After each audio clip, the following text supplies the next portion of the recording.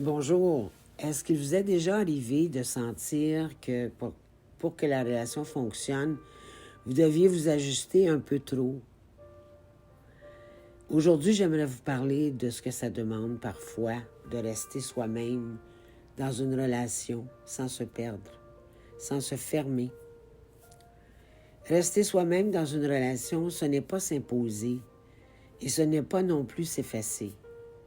C'est rester en lien avec ce que l'on ressent, même quand ce n'est pas confortable. Avec le temps, on peut apprendre à se taire, à minimiser ce qui nous traverse, à faire de la place pour l'autre, en oubliant de s'en garder pour soi.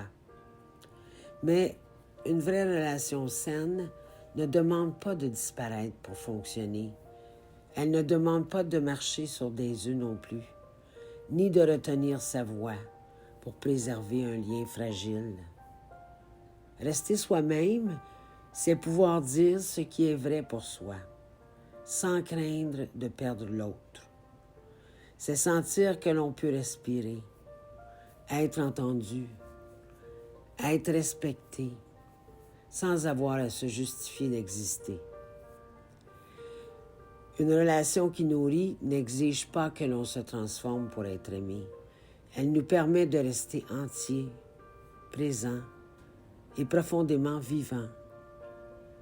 Rester soi-même dans une relation n'est pas une destination, c'est un chemin qui se construit dans l'écoute, le respect et la présence à soi. Et si ces mots ont résonné pour vous,